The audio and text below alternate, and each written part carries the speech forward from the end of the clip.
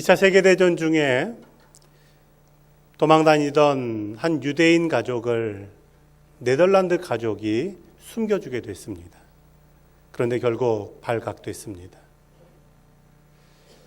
나치에 발각된 유대인 가족들뿐만 아니라 숨겨졌던 네덜란드 가족까지 나치의 수용소로 끌려가게 됐습니다.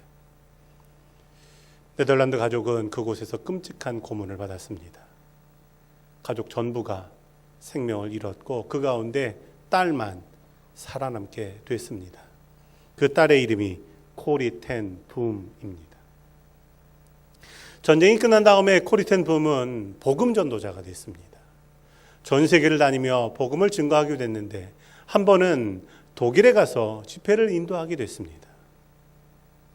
집회를 마치고 집으로 돌아가는 사람들과 한 사람 악수를 하다가 코리 텐 붐은 깜짝 놀랐습니다.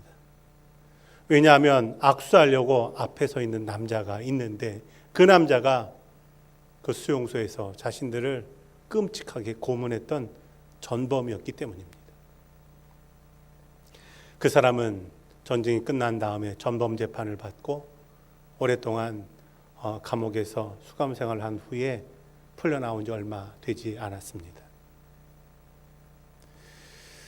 그 사람을 보는데 코리 텐 붐은 자신의 피가 거꾸로 솟는 것 같이 느꼈다라고 말합니다.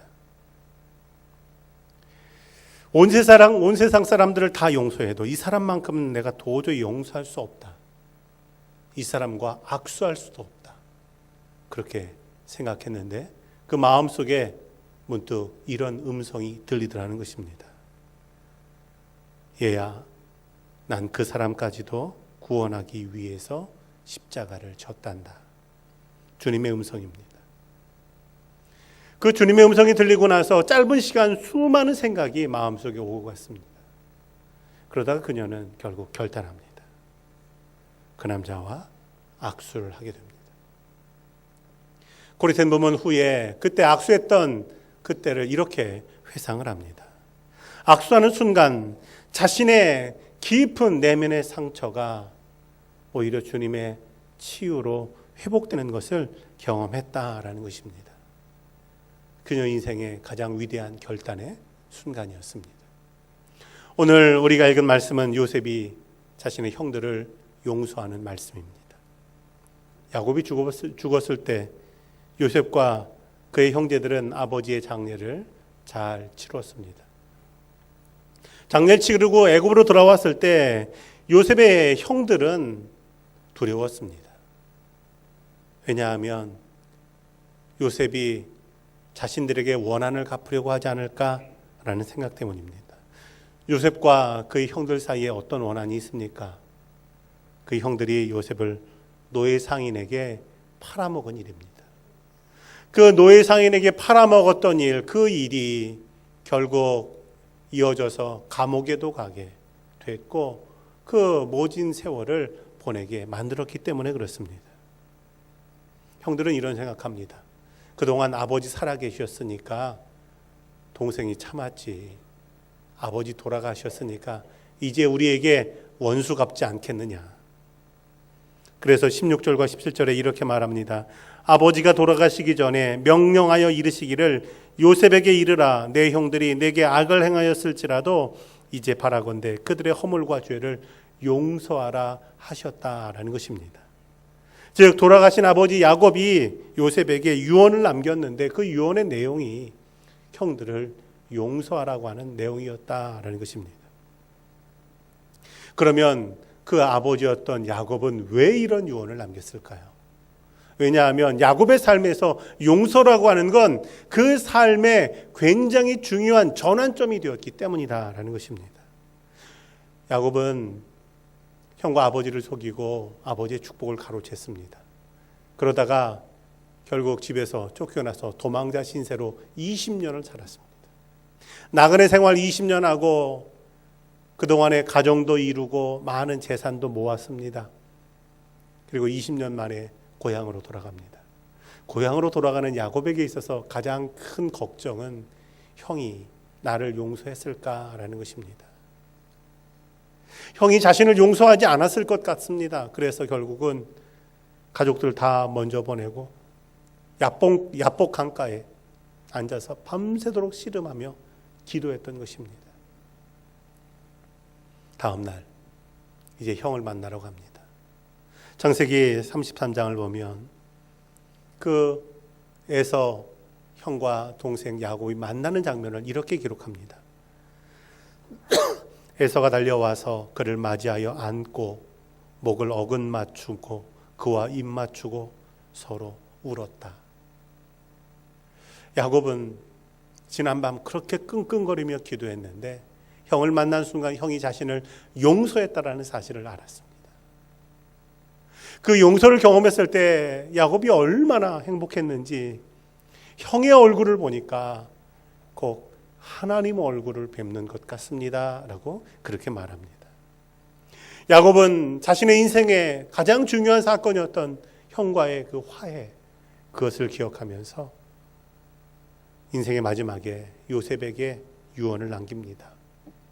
형들을 용서해라 라는 것입니다. 우리는 살아가면서 다른 사람에게 상처를 주기도 하고 때로 상처를 받기도 합니다. 어떤 상처는 너무 깊어서 그 마음의 상처가 육신의 상처가 되기도 합니다. 요셉은 이 상처를 어떻게 용서했을까요? 요셉에게 있어서 용서라고 하는 것은 어떤 의미이겠습니까? 오늘 말씀을 중심으로 몇 가지로 함께 은혜를 나누고자 합니다. 첫 번째로 요셉에게 있어서 용서는 상처를 주님께 내놓는 것이다 라는 것입니다. 요셉의 삶에는 상처가 많이 있었습니다. 형들에게 죽임을 당할 뻔하다가 노예로 팔렸습니다. 어떻게 형이 동생을 팔아먹습니까? 형들에게 당한 배신의 상처가 요셉에게 굉장히 깊이 자리 잡았을 겁니다. 뿐만 아니라 이제 종살이 하던 집에서 열심히 일했는데 모함을 받아서 감옥에 갇히게 됐습니다. 아니, 열심히 살아보려고 했는데 어떻게 이런 일이 있습니까? 아니, 그렇게 믿었던 주인은 또 왜 요셉을 외면합니까? 그것이 요셉에게 상처가 됩니다. 감옥에 들어간 요셉은 풀려나가는 사람에게 자신의 그 미래를 부탁합니다. 감옥에 있을 때는 알았다고, 나가기만 하면 내가 너도 곧 풀어줄 수 있도록 노력해 보겠다고 말하더니 나가자마자 그 사람은 그 일을 잊어버립니다. 감옥에서 요셉은 그 사람이 언제 나를 도와줄까 기다리다가 그 사람이 나를 잊었구나라는 걸 알게 됩니다. 얼마나 그것이 상처가 됩니까? 이처럼 일반인들이 경험하기 어려운 많은 상처가 요셉에게 있었지만, 그러나 요셉은 그 상처가 자신을 해치도록, 자신을 무너뜨리도록 만들지 않았다라는 사실입니다. 한국 가정사역연구소가 조사한 바에 따르면 나에게 상처를 주며 고통스럽게 만든 사람이 누구인가? 라는 질문에 대해서 40%가 아버지를 꼽았다는 겁니다. 32%는 어머니라고 응답했고 그 밖에 집안 식구라고 대답한 사람이 27%가 됐다는 겁니다. 거의 100%가 가족에게 상처를 받았다는 겁니다. 그런데 이 결과를 보면서 분석한 내용은 가족에게 정말 많은 상처를 받았기 때문이 아니라 가족에게 받은 상처가 오래 남기 때문이다라고 그렇게 분석합니다. 가깝지 않은 사람, 또 그저 지나가는 사람이 하는 말에는 상처가 되기도 하지만 금세 잊어버린다는 겁니다. 그런데 가까운 사람의 상처는 깊이 남게 됩니다. 상처가 깊어지면 삶의 쓴뿌리가 되고 그것이 인생을 좌우하는 그러한 일이 되기도 한다라는 겁니다. 우리는 누군가에게 상처받으면 보통 두 가지를 생각합니다. 한 가지는 내가 똑같이 갚아주리라. 그리고 또 하나는 그래도 용서하리라 라는 것입니다. 용서도 쉽지 않지만 사실 똑같이 갚아주는 것도 쉬운 일은 아닙니다. 용서의 기술이라고 하는 책에서 우리가 왜 용서해야 되는가에 대해서 이렇게 말합니다. 용서를 안 하는 것은 당신에게 상처 준 사람에게 뜨거운 돌을 던지려고 그 뜨거운 돌을 뻘겋게 달고 가지고 들고 다니는 것과 같다라는 겁니다. 하지만 그 뜨거운 돌을 들고 다니면 다닐수록 대고 다치는 것은 당신의 손이다라고 말합니다. 즉 상처 준 사람을 위해서가 아니라 자기 자신을 위해서 용서하라라고 그렇게 말합니다. 교우들의 가정을 신방하다 보면 때로는 교우들이 가지고 있는 깊은 상처를 접할 때가 있습니다. 그런 상처들을 접하면 목사인 저도 용서하십시오라는 말이 쉽게 나오지 않습니다. 그저 그 상처를 보면서 아파할 수밖에 없는 때가 얼마나 많은지 모릅니다. 그러나 예수님께서는 이 상처에 대해서 뭐라고 말씀하실까요? 야생동물들은 상처가 나면 어떻게 상처를 치료할까라는 그 주제에 대해서 사람들이 조사해 보니까 동물들은 상처가 나면 그 상처에 햇빛을 쬐인다라는 겁니다. 사자는 사냥을 하다가 혹은 다른 사자와 싸우다가 상처가 나게 되면 높은 바위에 올라가서 그 바위에서 자신의 상처를 드러내고 빛을 쬐인다라는 겁니다. 몇 날 며칠 빛을 쬐이면 상처가 치유되고 아물어진다라는 겁니다. 예수님께서는 요한복음에서 이렇게 말씀하십니다. 나는 세상의 빛이니 나를 따르는 자는 어둠에 다니지 아니하고 세상의 생명의 빛을 얻으리라라는 것입니다. 미워하고 증오하는 것은 어둠을 따르는 것입니다. 그러나 예수님 앞에 내놓기만 한다면 빛 되시는 예수님께서는 어떤 어둠이라도 물리치실 수가 있고 뿐만 아니라 우리에게 생명의 빛을 선물로 주시는 줄로 믿습니다. 그 빛 되시는 예수님에게 상처를 내놓으시기 바랍니다. 주님의 은혜의 빛을 쬐시기 바랍니다. 우리 안에 있는 깊은 상처는 상처 준 사람이 사과하지 않는다 할지라도 예수님께서 어루만지시는 것만으로도 충분히 회복되고 치유될 수가 있는 것입니다. 찰스 스윈들 목사님은 이렇게 말합니다. 요셉은 그에게 일어난 모든 일에도 불구하고 절대로 쓴뿌리를 갖고 살지 않았습니다. 그는 그의 삶에 닥친 모든 역경과 불행에도 불구하고 쓴뿌리에서 자유로웠습니다. 요셉처럼 하나님을 모든 상황 속에서 신뢰하십시오. 오랫동안 우리를 포로로 사로잡고 하나님과 다른 사람과의 관계를 방해해온 상처로부터 자유로워지십시오 라고 말합니다. 예수님께서는 십자가 위에서 고통당하시면서도 자신에게 상처 주었던 사람들을 위해서 기도하십니다. 아버지여 저들을 용서해 주옵소서. 부활하신 예수님께서는 자신에게 배신의 상처를 주었던 제자들을 찾아가십니다. 그리고 그들을 용서하십니다. 왜냐하면 예수님은 상처에 얽매이지 않으셨기 때문에 그렇습니다.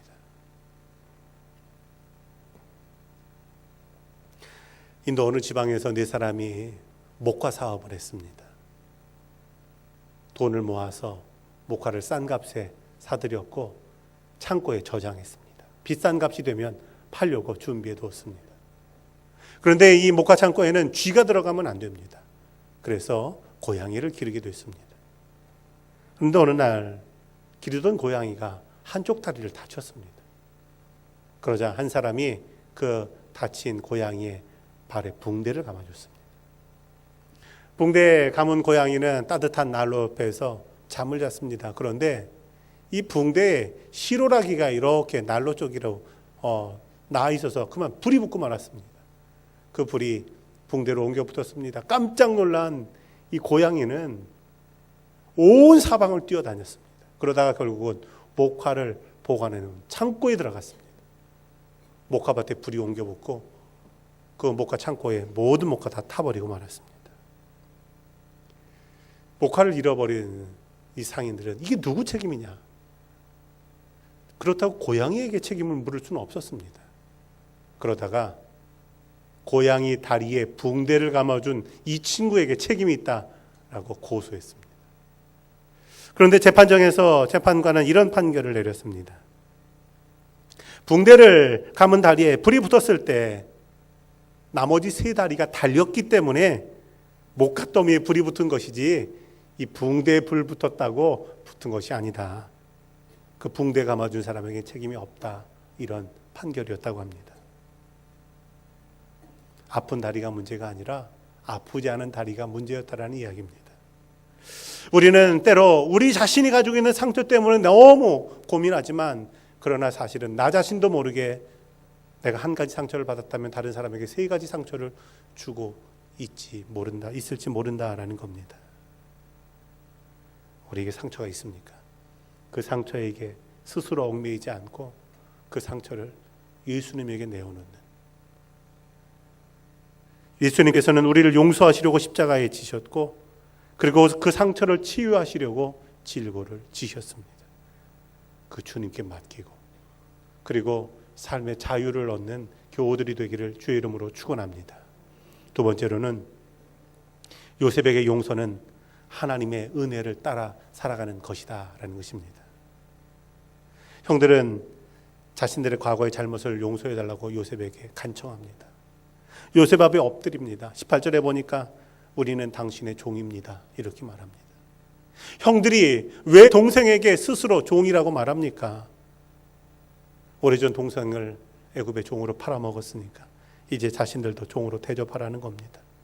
이것을 보면서 요셉이 말합니다. 내가 하나님을 대신하리이까. 형들이 잘못한 건 분명하지만, 그러나 그것을 심판하실 분은 하나님이시지 내가 아니다라는 겁니다. 나는 내가 받았던 상처, 그리고 그 아픔, 그것 가지고 하나님 노릇하지 않겠다, 이렇게 말하는 겁니다. 우리는 때때로 나도 모르게 하나님 노릇할 때 있습니다. 소문으로만 들었는데도 상대방을 정죄하고 비난합니다. 소문인데도 심지어는 등 돌리기도 한다라는 겁니다. 전도서 기자는 뭐라고 말합니까? 하나님이 모든 행위와 모든 은밀한 일을 선악간에 심판하신다라는 겁니다.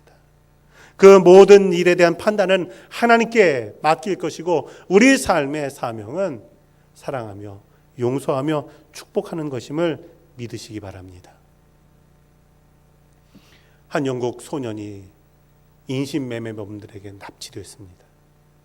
그 소년은 한 가정의 평범한 아들이었는데 납치돼서 노예로 팔려갔습니다. 그 소년은 노예로 팔려가서 굳은 일을 하며 살았고, 매일 밤 하나님께 기도했습니다. 하나님, 나에게 자유를 주셔서 다시 집으로 돌아가게 해주십시오. 그리고 노예 생활하던 5년 만에 그 소년은 탈출할 수 있었습니다. 집을 찾아가게 됐는데 집까지의 거리가 무려 320km였습니다. 그렇게 멀리 붙잡아다가 노예로 부려먹었던 것입니다. 처음에 집에 들어갔을 때는 하나님께 대한 감사, 기쁨이 너무 충만했습니다. 뿐만 아니라 그 안에는 그 자신을 노예로 붙잡아간 사람들에 대한 미움이 가득했습니다. 그런데 어느 날부터 꿈을 꾸기 시작하는데, 내가 너를 납치했던 사람들에게 가서 복음을 전하라고 하는 꿈입니다. 어떻게 그럴 수 있습니까? 이 소년은 그럴 수 없다라고 말하는데 꿈만 꾸면 그 꿈을 계속 꾸는 겁니다.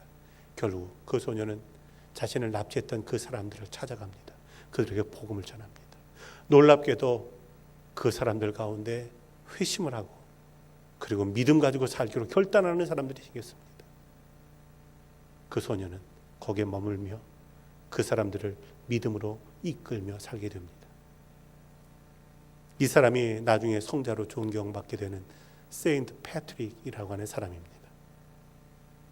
오늘 우리가 읽은 마태복음 산상수훈의 말씀에서 예수님께서는 너희가 제단에 제물을 드리다가 형제에게 원망들을 만한 일이 생각나거든 먼저 가서 형제와 화목하고 제물을 드려라 라고 말씀합니다. 이 예수님 말씀에서 주목할 건 먼저 가서라는 것입니다. 왜 먼저 가서입니까? 하나님께 제물 드리는 것보다 형제와 화목하는 것이 더 중요하기 때문입니까? 그것보다는 형제와 화목하지 않고 어떻게 기쁜 마음으로 하나님께 예물 드릴 수 있겠느냐라는 겁니다. 형제와 화목하지 않은 마음이 있다면 그 마음은 이미 흠이 있는 마음이고, 그 마음 가지고 하나님께 제물 드린다고 해도 너에게 기쁨이 없다라는 예수님 말씀입니다. 예수님 말씀은 여기에서 그치지 않습니다.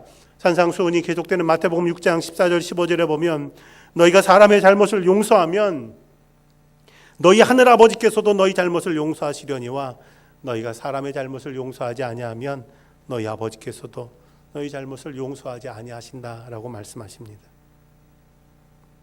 이 말씀은 우리가 다른 사람을 용서하는 것, 그것이 하나님이 우리를 용서하시는 기준이 된다는 건 아닙니다. 하나님은 어떤 조건도 없이 우리를 용서하십니다. 다만 다른 사람을 용서하지 않는 사람은 하나님의 용서를 받아들일 수가 없다라는 것입니다. 예수님께서 마지막 최후의 만찬을 하실 때 제자들에게 너희가 다 나를 버리리라 말씀합니다. 그때 베드로가 뭐라고 말합니까? 모두가 주를 버릴지라도 나는 결코 주님을 버리지 않겠습니다. 대답합니다. 예수님 또 뭐라고 말씀하십니까? 오늘 밤 다 굴기 전 내가 나를 3번 보이라니라. 베드로는 또 말합니다.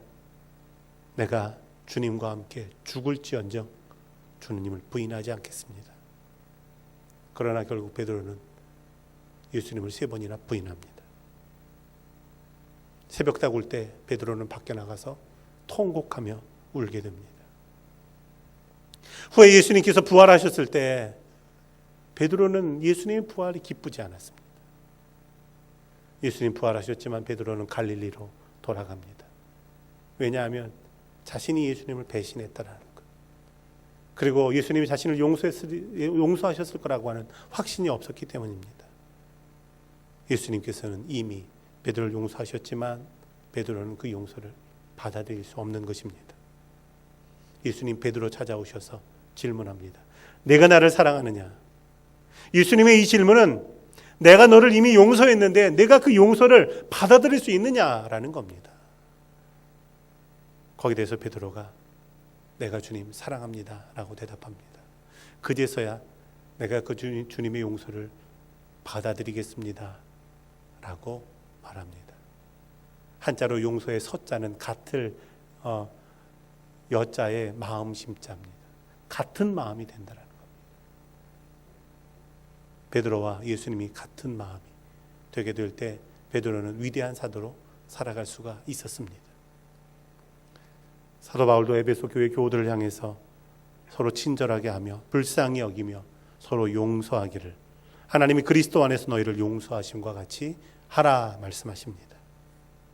우리의 몫은 언제나 사랑이고 용서라는 사실을 기억하시기 바랍니다. 주님이 우리를 용서하신 것 같이 용서하며 사랑하며 살아가는 성도들이 되기를 주의 이름으로 축원합니다. 마지막으로 요셉에게 용서는 미래의 소망이 된다라는 것입니다. 21절에서 요셉이 형들에게 이렇게 말합니다. 당신들은 두려워하지 마소서. 내가 당신들과 당신들의 자녀를 기르겠습니다. 자신에게 상처 준 그 형들에게 원수 갚는 건 고사하고 조카들을 돌보겠다라는 겁니다.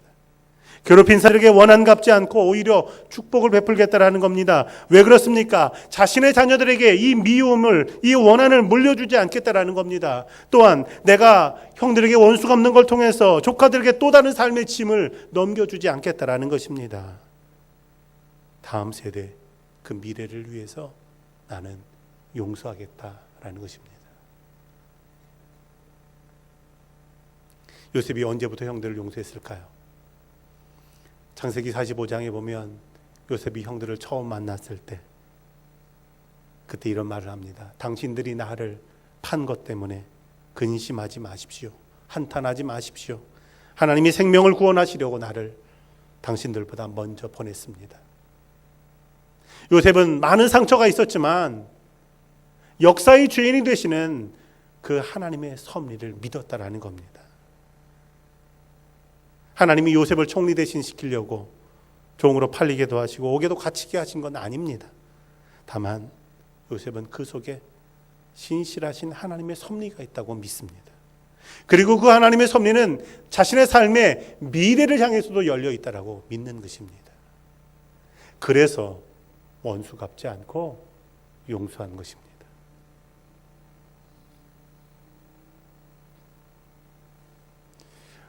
최근에 우리 교회 한 권사님이 손을 다치는 일이 있었습니다.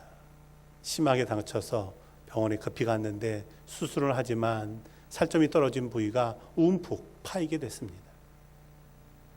한동안 붕대를 감고 다니시다가 이제 붕대를 풀었는데 상처가 아물기는 했지만 큰 흉이 남았습니다.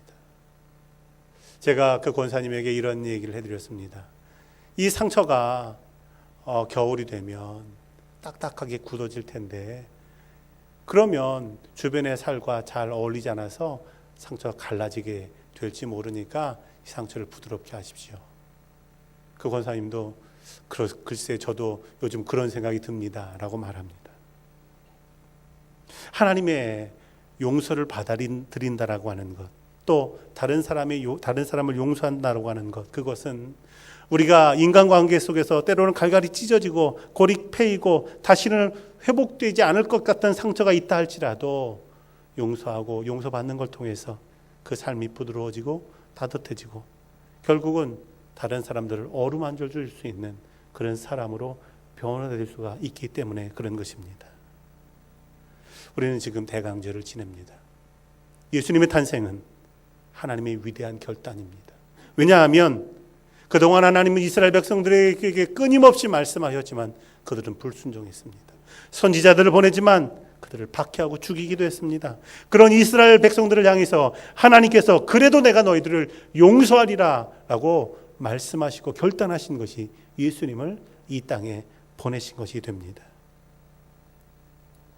요셉의 상처가 아물기에는 또 요셉이 용서하기에는 수십 년이 걸렸을 겁니다. 그래도 괜찮습니다. 끊임없이 용서하려고 하는 사람에는 하나님께서 은혜를 베푸시고 그리고 그의 삶을 어루만지시기 때문입니다. 상처는 사람을 망가뜨리기도 합니다. 그러나 때로 상처는 사람을 성장시키기도 합니다. 상처가 삶을 아름답게 만들 때 필요한 것이 있다면 그것이 바로 용서입니다. 어렵더라도 믿음 가지고 위대한 결단을 이루는, 그래서 그 삶이 미래를 향해서 더욱 복이 있는 교우들이 되시기를 주의 이름으로 축원합니다.